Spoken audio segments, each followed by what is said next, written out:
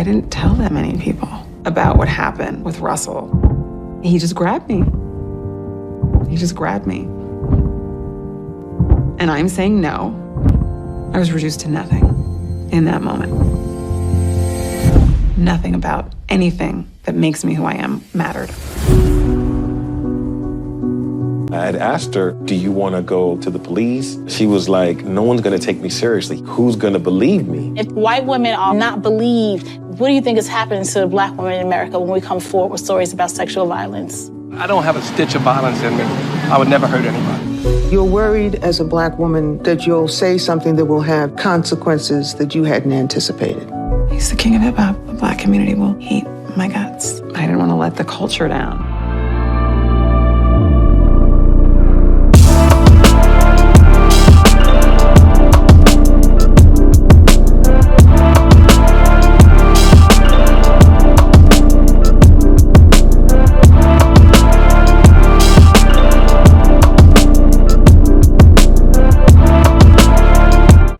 To the Mixed Vixen YouTube channel. I'm your host, Queen. And Mixed Vixen is a community where Black women, Black femmes, and folks impacted by misogyny are the standard, not the exception. I can't say that enough. I do all of this work through my magazine, podcast, workshops that we have, and now we're on YouTube. And it's been great.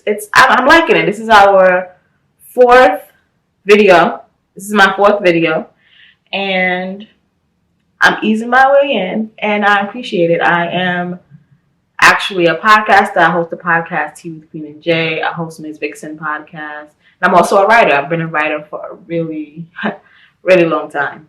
Yeah, so that's me, and that's what I do. And why are you here? I wanted to share with you all a video that I did I think last year. Yes, I actually did this video last year. It was for patrons only. I've had a private YouTube channel on the Mixed Vixen Patreon because I was a little intimidated by doing YouTube because, I don't know, it's video. I do audio and written work where you don't see me, but I'm getting a little more comfortable with the video aspect of what I'm choosing to do as far as media.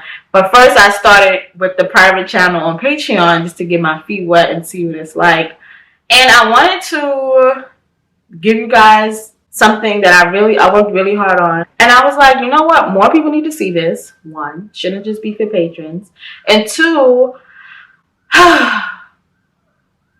this video is me talking about the documentary On the Record, which is a documentary that was revealing Russell Simmons' alleged, and I'm only saying alleged for terms of not being sued, but I believe these women alleged raping people throughout his career.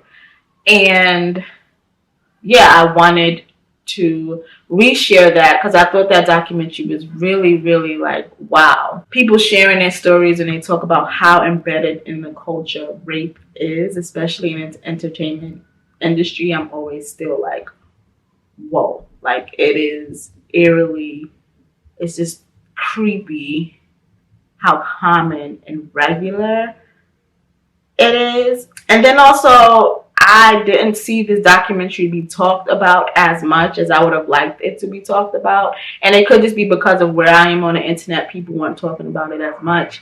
But I figured that I will re-release this video. That was from my patrons originally, but re-release it here. See a little bit of what I do on Patreon, and also so that more people could meet this documentary and see the harm that Russell Simmons caused a lot of people in the music industry. I also want to say Dru Dixon's name. She is one of his survivors, and the documentary basically follows her and her accounts and things like that. So I do thank her for telling her story, because it is important that we hear more of these stories. All right, so quickly about Patreon. Patreon is a monthly subscription service where you get exclusive content from me. The way I use Patreon is that I do have suggested tiers of what you can pay monthly, but everyone who is a patron gets access to everything. You don't get limited access based on how much you pay. I want everything to be accessible. So like I said, those tiers are suggestions, but you can do as low as $2 a month to be a patron of Mixed Vixen. Sorry, my cat is here. What do you want? You don't even know what you want. Yeah, so the content that I offer on Mixed Vixen monthly is I do affirmation meditations, which are really, really cool. So that there's a separate podcast just with affirmation meditations that you have access to. I do exclusive writings. Right now, my most recent exclusive writing is me talking about, what am I talking about?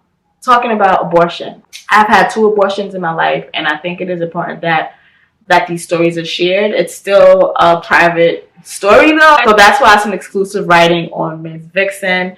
There's also, like I said, a separate YouTube channel there, so I have videos there. My next video on Patreon will be me talking about all of the pick-me things that I used to think in my life. That's going to be a fun one. So there's always exclusive content monthly. It varies what it is. It'll either be a video, a meditation, or a writing, but that happens monthly. So join us on patreon.com/mixvixen. I also have that in the bio if you want to become a patron, as low as $2 a month.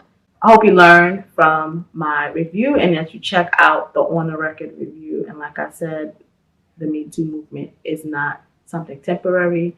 We need to hear more Black women voices in that space. A Black woman invented that hashtag, and that's who should be leading this conversation. We have been erased.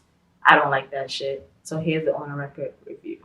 So, quick content warning for this episode. This episode I will be reviewing and also giving my thoughts on the documentary On the Record, the documentary about Dru Dixon, a music exec who was allegedly sexually harmed by Russell Simmons and also sexually harassed by L.A. Reid. So I'm going to read this from my notes real quick, so I'll give you like the spiel of what this documentary is all about.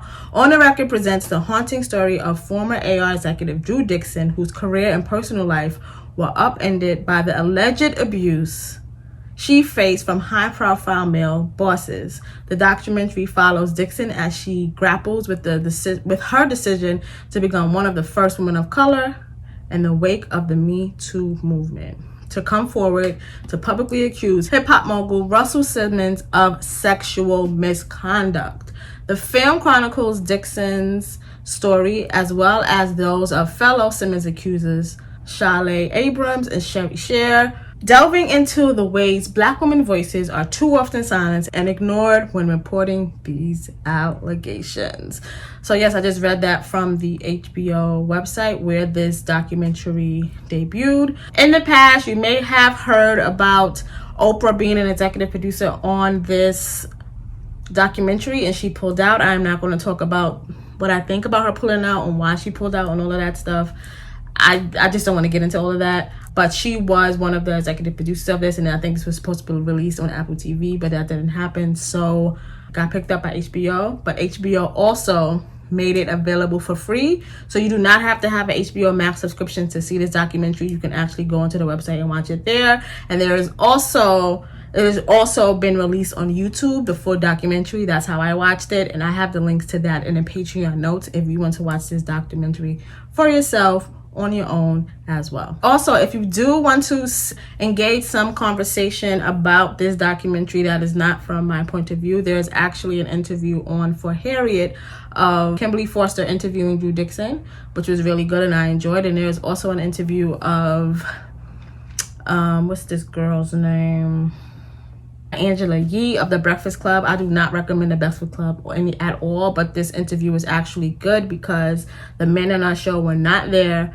It was just Angela Yee, and Angela Yee didn't really talk a lot, so it made the conversation be very centered by Shalai, who was another survivor of Russell Simmons as well. I have the links to those interviews also in the Patreon notes if you want to look at those. Those are really good conversations that I looked at just to get some more context and get more information about these women's stories. So when a documentary starts, it starts with a very, very important question. And the question is, what is missing from the Me Too movement? And the very obvious answer about what has been missing from the Me Too movement is Black women. And it's really strange and interesting that that is who has been removed from the conversation, because the movement was started by a Black woman. So they do have Tarana Burke in the documentary, and she talks about the erasure of Black women from this movement, which is to the detriment of us, obviously, and she goes into that. So I do like that they had her in a documentary talking about the Me Too movement, and also acknowledging that she is aware that Black women have been erased, which I knew she was aware of that. She said that plenty of times. But I do like that they stopped the documentary at the beginning with, this was a movement started by Black women, and Black women have been erased. Like I said in the intro of this documentary, they attach Dru Dixon as the first Black woman within this movement to come up and accuse a person, which honestly is not true, but that's through the gaze of white supremacy. There have been lots of Black women in this time who have come up and talked about their abusers, but we know that a lot of mainstream media is through the gaze of white folks. So for them, that's what it is. I was just reading what was there, but I don't believe that as well, but that's how they presented in the intro. So for the sake of legalities and not being sued, because I don't got it like that thing. I don't got it like that. I am going to say allegedly. It's a motorcycle. I'm going to be saying allegedly throughout this video. Allegedly raped, allegedly sexually assaulted, allegedly whatever. But I do want to note that I believe the survivors. I strongly believe the survivors, but for the sake of the law and my coin, I will be saying allegedly. But remember, I believe the survivors. So let's start with, who is Dru Dixon? Dru Dixon is a Black woman who had a very flourishing career in the music industry in the 90s. Specifically in the hip-hop music industry in the 90s. She was an executive at Def Jam. She's responsible for the show soundtrack, which was a soundtrack that brought together many of the biggest names of hip-hop at that time. So people like Bone Thugs and Harmony, Biggie Smalls, Tupac, those people, Snoop were on that album, and that was the first time that people seen many different artists, many big names, and many people from hip-hop throughout the country on one album. So that's one of her staple things that she did at Def Jam. Another amazing thing that she did at Def Jam is that she's the reason, she's a bad bitch, but she is the reason why the song You're All I Need, Method Man song You're All I Need, featuring Mary J, an interlude that she heard on his album, and she's like, no, that needs to be a song. And then that built from there. But that was her brainchild to be like, this needs to be a song. And that song went on to win a Grammy. And honestly, that's just like the hood's love song. Like, it's amazing. So she is responsible for that song. She left Def Jam shortly after her alleged rape from Russell Simmons. So she left Def Jam soon after that, and she went to work for Arista Records, which was a great time for her. Clive Davis was the top man in charge at Arista Records at that time, and because of her, we know of great artists like Carlos Santana, amazing music from Aretha Franklin. Because if I remember that song, The Rose is still Rose. I'm probably making it horrible. I apologize for that, but that song, she's responsible for that Whitney Houston song. I believe that she did with Lauryn Hill. My love is your love, and your love is my love. It'll take an eternity to break. That one, I'm sure you caught that one. I know I sound bad, but I'm sure you caught that. She's responsible for that song as well. She's a bad bitch. She's doing her thing. What happened while she was at Arista was eventually Clive Davis, I guess, somehow he was out of the picture. I'm assuming retirement, because that was a really old man. But I'm not sure. I didn't look into him because he didn't have much to do with this story. When L.A. Reid came into place at Arista Records is when shit started getting fucked up for her. L.A. Reid, I will go into who L.A. Reid is later. But she would not succumb to his advances. She would not have sex with him, and he made her work life hell because she would not have sex with him, and she would not heed to his sexual his creepiness, in my opinion. That's what I'm gonna call it. So she never had sex with him, and he punished her for that. So she introduced artists to him like John Legend, and he was like, nah, I don't want to work with him. She brought to him Kanye West. This is Kanye this is like before we knew that he was going to be the man he is now. But we know Kanye's music was something that we really, really loved before, you know. But she brought him Kanye West, and he was like, I don't want to work with him. And she goes on to say in a documentary that he berates her in front of everyone for 45 minutes while Kanye West is sitting outside waiting for an answer. So she gets, you know, like, he really goes in to trample her and make it so that she cannot work in this industry. And after going through that continuously, she decides to leave the music industry completely. So she was only in the industry for about 10 years. And because of L.A. Reid, that was her last straw, and she left the industry. She went to Harvard Business School, started another career, got married, had children, and moved on with her life. But let's remember, she was pushed out of this industry because of misogynoir, because of sexual assault, because of sexual harassment, because of all of these things that men tend to do in lots of industries, and that is why she left. L.A. Reid and Russell Simmons both deny all of her allegations, say they're not true, say she's lying. Russell Simmons has since fled to Bali. He's living in Bali, and I believe that there's no extradition law, so they don't have to force him to come over here. L.A. Reid has since been forced to resign from, I believe he was at Epic Records at the time of these allegations coming forth, so he had to resign because of these allegations. And her allegations aren't the only allegations that have come up about L.A. Reid. There have not been any formal charges, though, for Russell Simmons or L.A. Reid at the time of me having this conversation with you. Russell Simmons released a statement of his innocence, a really, really long statement on Instagram. And then he had the nerve with his arrogant ass to say, #NotMe, which is a huge mockery of the #MeToo that everyone has going on. I don't understand how, actually I do understand, but the gall and the audacity of these motherfuckers, like, this is what happens when you're so used to getting away with being a horrible person that you think that the way you are is fine. He is just a key example of that. So who is L.A. Reid? I'm gonna read this from my notes because it's just easier for me. L.A. Reid is an American record executive, record producer, composer, former drummer, songwriter, A&R representative, film producer, businessman, and an author. In 2017, was forced to step down as chairman of Epic Records after multiple allegations of sexual harassment. He's responsible for introducing us to artists like TLC, Toni Braxton, and even Pink. Who is Russell Simmons? In case you do not know who Russell Simmons is.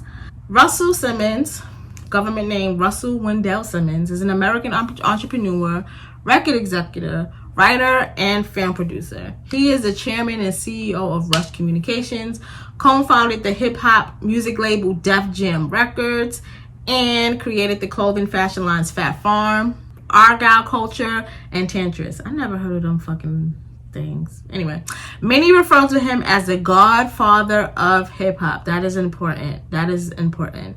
He is who everyone wants to be in hip-hop. He is the epitome of every hip-hop artist, everyone who talks about being a mogul, everyone who talks about being the first, the trendsetter, the one to like take hip-hop to these other levels. They always reference Russell Simmons because he is the first for us to see do that in the hip-hop space. Hip-hop is, at this point, not a new genre, but for as far as a lot of the other music genres that we celebrate in the USA, hip-hop is probably one of the newest. So a lot of the things that he did revolutionized a lot of hip-hop, a lot of street culture, a lot of black culture. He's just very ingrained in a lot of black American culture. So everyone, not me, but everyone who's black in entertainment tends to see Russell Simmons as the standard of who they want to be and what they want to meet. Currently, there are 9 survivors that have come forward with allegations that Russell Simmons has either allegedly raped them or has sexually assaulted them or has attempted to rape them. There is something that a lot of the stories have in common in the documentary when it comes to Russell Simmons and how he goes about assaulting women. He seems to bait people, but he also, to me, uses a method of kind of Mr. Nice Guy kind of things. So there's incidents where women describe him kind of like exposing his body to them, which is like extreme, but then he'll come to them later and say, he'll apologize profusely and I'm sorry, I'll never do that again, I didn't mean to violate you. Like he'll do that, like he'll pull back in that way. Or there was one instance with one of his survivors who he used to be in a sexual relationship with, but this is years later, and they're in a bar talking, and she says to him like boldly, like, I'm not having sex with you, I have a boyfriend. And he's like, I would never take what's yours, your pussy is yours, I would never. So it's weird that he has this kind of like I respect woman dichotomy happening at the same time of being a predator of women. One specific incident I will describe is one that Dru Dixon let us know about in the documentary. So the way that he set it up so that he could harm her was she had already experienced him trying to force and kiss her, and she'll like rush away. She had already experienced him like while at work, like him showing his dick to her and shit like that. She had already experienced him like trying to lock her in offices with him and stuff like that. So she already felt hugely uncomfortable because this person was continuously sexually harassing her while she was at work. The night where he allegedly raped her, they were out at I guess it was a club lounge bar type of place, and he did try to kiss her that night. She pushed him off or whatever, and then she decided, okay, my night is over, I'm going to go home. So when she goes outside to catch a cab, he's like, hey, what are you doing? And she's like, I'm about to go home, I'm getting a taxi. And he's like, why are you calling a taxi? Like, you're like a big music exec, like you got pulled, like I'll get you a company car. So she's like, oh, okay, cool. He's like, I'll call the car for you, just come upstairs with me. Mind you, she already had so many uncomfortable encounters with him in private that she did not want to be left alone with him. So she's like, no, I'll stay down here and I'll just wait for the car. And what he does to bait her and lure her, remember, she's an A&R music executive. That means she goes around to look and find new artists, create new sounds, find what's the next big thing for the record company. That's her job. So he says, no, I have a demo that I think you should listen to. Which, of course, this is her job, and this is what she likes to do. She loves to find new, amazing talent. That is her love. So, of course, she's like, oh, shit, I'll go upstairs. I'll wait upstairs for the car. So they go upstairs. She's like, yo, where's the demo? And he's like, it's in my bedroom in the CD player. And she goes in his room, goes to the CD player, and she's like, this is back in the day when we used to have, like, in the 90s, they used to have, like, really big stereo systems or whatever. Not like this little speaker like my iHome, like big ass fucking systems. You know what I mean? So she sees this machine that she doesn't really know how to work. So she's trying to figure out, like, how do I get a CD? But I don't know what the fuck to do. She turns around and Russell Simmons comes in the room butt ass naked with a condom on and attacks her.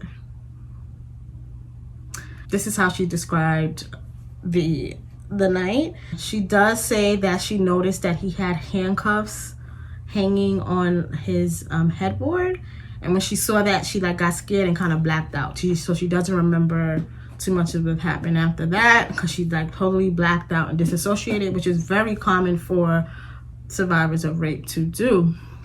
And when she finally came to, they were in a bathtub together, and he's just talking, and he's like, yeah, so, since we're fucking now, stuff is going to be different for you, and this and that. And she just cannot really believe what has just happened to her.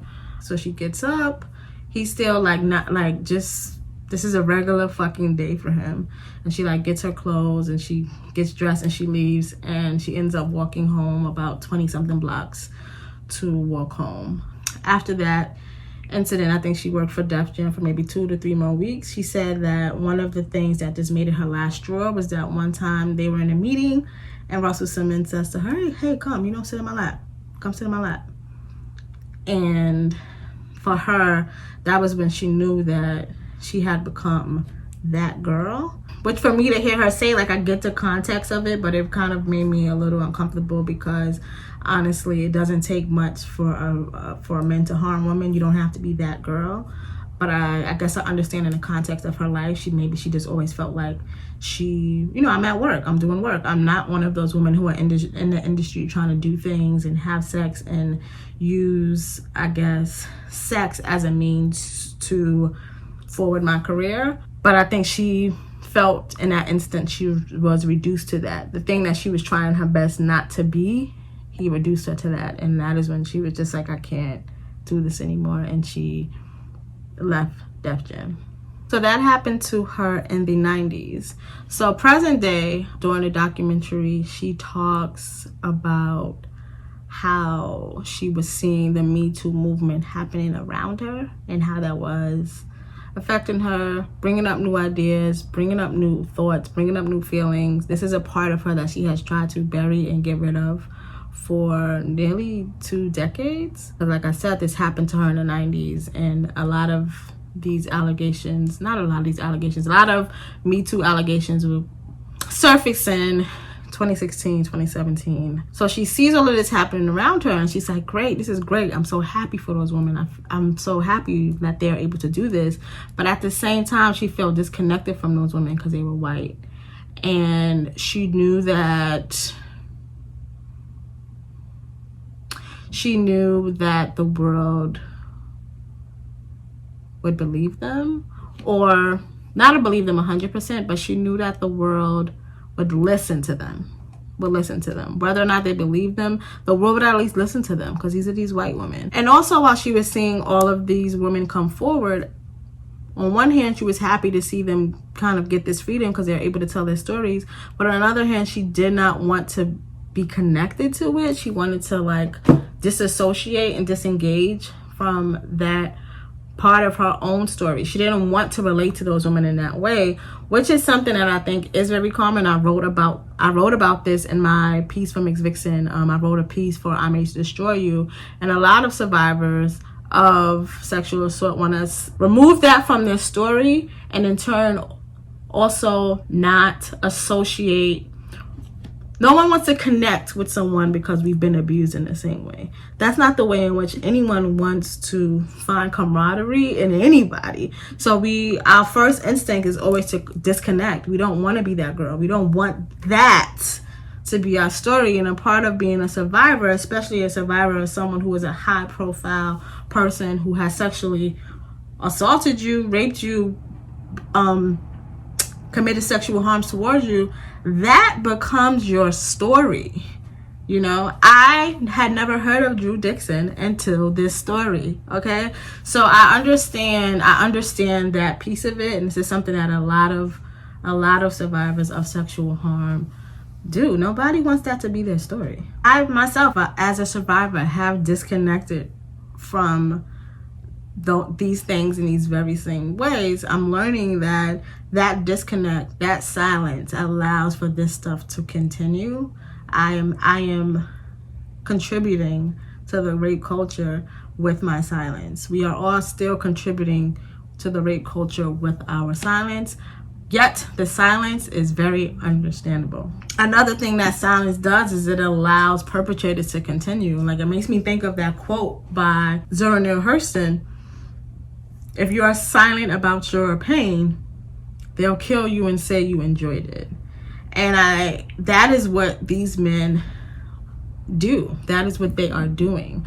They tell the story, all of them, tell the story as if these were consensual acts, as if these were things people agreed to, as if these were terms that were on an equal playing field where equity was presented and women didn't feel pressured, and they create their own fucking stories, and they have been allowed to create their own fucking stories about these women for decades because of silence. So I do appreciate that she finally did find her voice and came to and told the world her story. So Me Too movement is happening, time goes on, and they're talking about all of the women who have been coming forward, all of the survivors who have been going forward, who are talking about different men within the entertainment industry, mostly surrounding Hollywood, but still lots of women coming forward, telling their stories. And of course, she's still in the background like, yes, this is great, but still kind of doesn't want it to get close to her. But it finally does get close to her when, what is this man's name? Brett Ratner, who is the director of the Rush Hour trilogy, with Jackie Chan and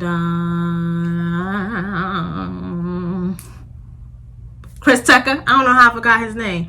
But with them, survivors came forward about him, and they also implicated Russell Simmons in those allegations as well. So now she's hearing Russell Simmons' name now, and this triggers something in her because that is who harmed her. And that is when she finally decides, you know what, I'm going to go on the record. I'm going to tell my story. And the story that we heard was first released in the New York Times. She had already had, they detailed in the documentary that she had already had conversations with people at the New York Times off the record because she just wasn't sure what she wanted to do. But then when the Brett Ratner stuff came out, it was just like, I have to. So that is when she officially went on the record with her story for the New York Times. And I actually have that article linked in the Patreon show notes if you want to review that as well. It is very detailed. I actually said a lot of the story, but there's more details in her story in that article if you want to read that yourself. There's a period in a documentary where Dru expresses another reason why she was so afraid to come forward. So I said that one, like, it's really difficult to come forward, especially when the person is such a high profile man, is because this story becomes your story. This is how people know you forever. And not everybody wants to have that be a part of their narrative and a part of their story. Another reason why she didn't want to come forward is because she knew that Russell Simmons and L.A. Reid, I don't talk about him often within this because they mostly talk about Russell Simmons, but even L.A. Reid, like, she knows that they are like gods in the industry. And more so for Russell Simmons, tearing him down, in quotations, will also be her tearing down a lot of the cloth of what is a huge Black figure in lots of industries. Like, who wants to be the person who is responsible for the possible fall of the godfather of hip hop? That's fucking big. How do you navigate that? How do you do that? How do you be that one? You know? That's fucking scary. I would be scared too. And I would think no one would believe me as well. But she has felt for decades. She did tell some friends when it happened. And when they were like, we got to go to the police, she's like, it's Russell Simmons. Like, it's Russell fucking Simmons. And I get a little angry because what if this was said 20 years ago? Could there not have been 20 years of other people being harmed? And this is no fault of hers, but if rape culture wasn't what it was, these women back in the 90s could have said something, maybe even the 80s, because Russell Simmons has been out since the 80s, could have said something that could have had this man in prison and not harming other women. But this ecosystem that is rape culture always make it so that the survivor, victim, person harmed is the one who carries the brunt of everything. So how do you do this? How? So I understand why she didn't say anything, but imagine if she could, and she could have been protected 20 years ago. And how many other women after, in the past 20 years, could have possibly not been harmed. Within the documentary, also when they're talking about misogyny in hip hop, which is something very prevalent and not something that is unique in hip hop. This world is a misogynist world.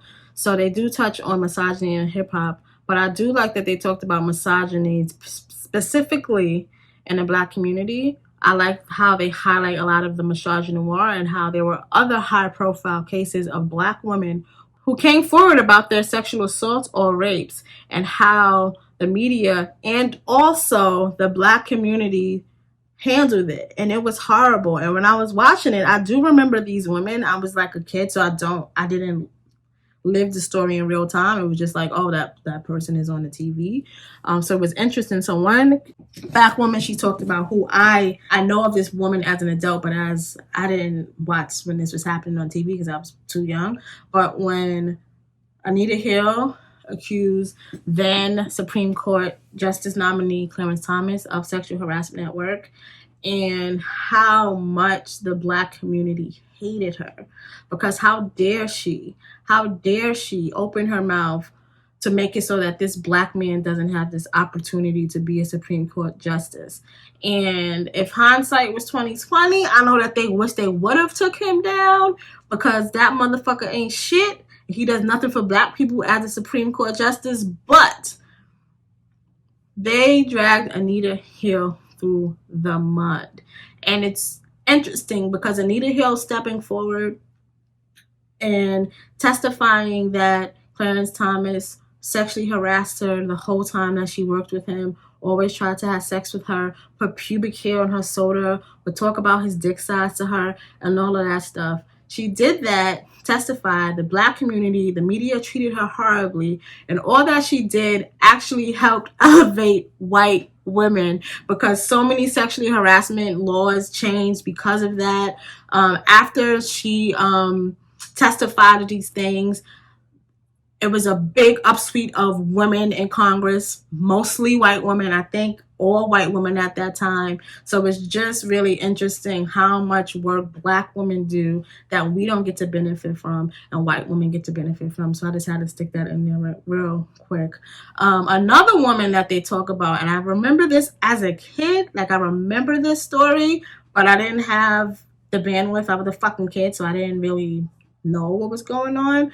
But Desiree Washington was a woman who was raped by Mike Tyson in 1991. Yeah, I was a baby. I didn't know what the fuck. In 1991. And that was another story that was included in there. Desiree Washington at the time was only 18 years old when she was raped by Mike Tyson. Mike Tyson was actually convicted of her rape. But a lot of the conversation surrounding that was about her.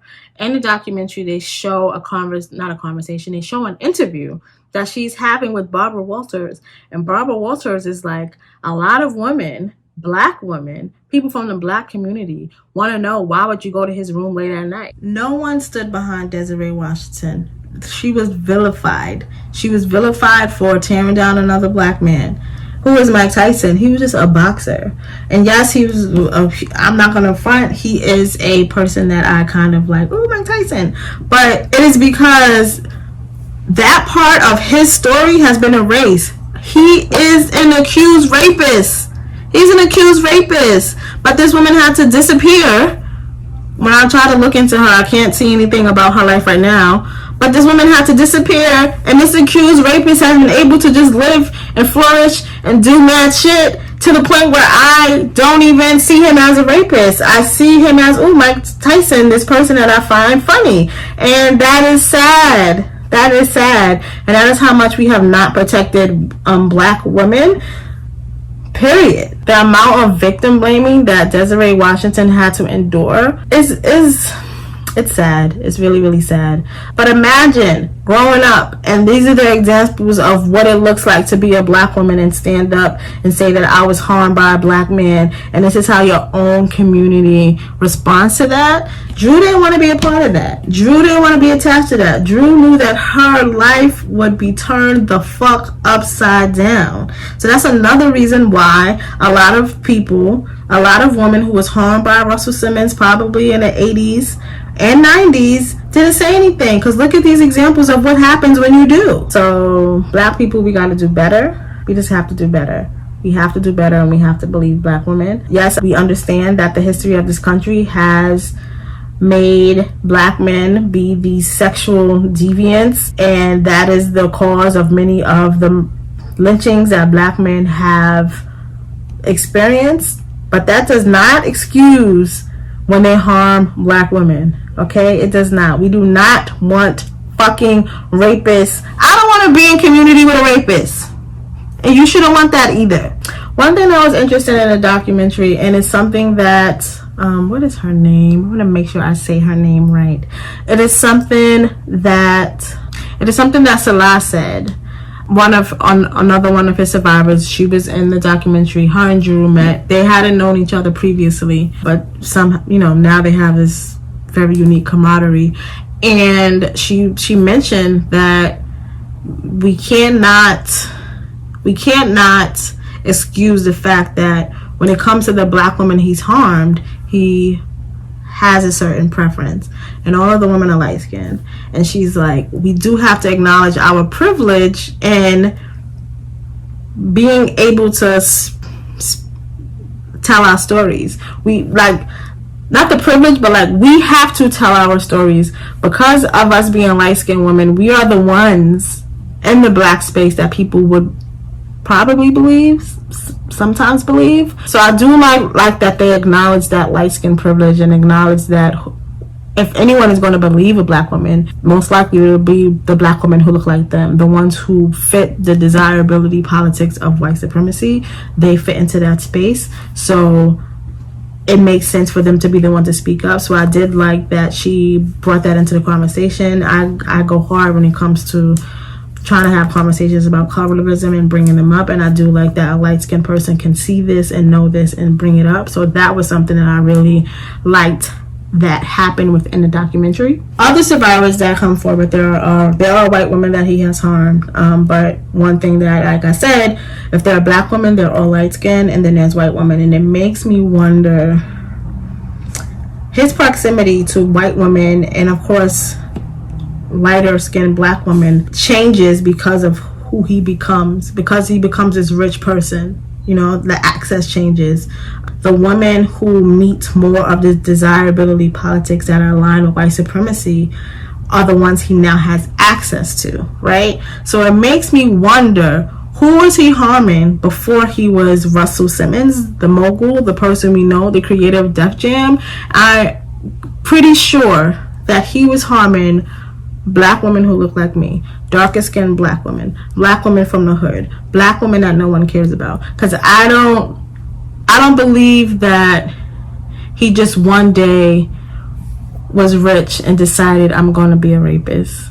I'm going to just start taking it. I think that that's who he has always been. I think that he harmed the people.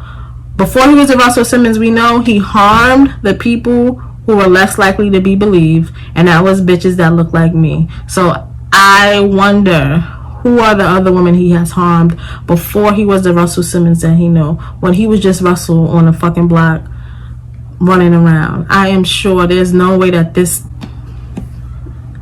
money doesn't change you. Money just brings out more of who you are. So he was always this person. I feel like he was always this person, and I'm sure that he harmed bitches that look like me. And then when the money changed, he began to harm the women who fit more of the preference politics that is attached to white supremacy. And that's how that played out. I'm sure of it. There has to be a time in his life where he was making sure that he perfected however he goes about his sexual harm, and I'm sure he figured out his tactics with darker skinned Black women. So that was one of my takeaways when watching this. I'm like, I just know it. I just feel it in my body. I just know it. Two things that I walk away from this documentary wondering and thinking about is, what would the music industry be like now? What would the hip-hop music industry specifically be like now if misogyny and sexual harassment and rape weren't so prevalent in the space? Would music even be different now if these men didn't push black women out like they did Dru Dixon. I'm sure there are people, there are women that we don't know of who are pushed out of this industry because of these men, because of the sexual harm, because of the misogynoir, because of the continuous disrespect, who have been pushed out of this industry. What great things have we missed out on because men are trash? What great music have we not heard because men are trash? What great artists have we missed out of because men in the hip-hop industry are trash? Where would music be right now if men in the hip-hop industry weren't so trash? Would it be so two-dimensional? Would it lack the nuance that it has now? Would it still be so homophobic? Would it still be so misogynoir? Would it? We would never know. We will never know, and that's the shit that fucks with me.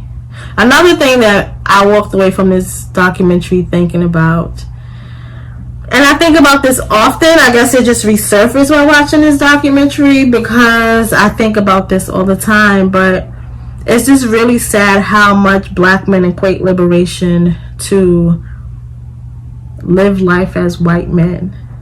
And it's a serious problem, and it is what is harming so many women and queer folks in the black communities, because black men equate liberation with living life in the way white men do. Why is that an example for y'all of who y'all should be?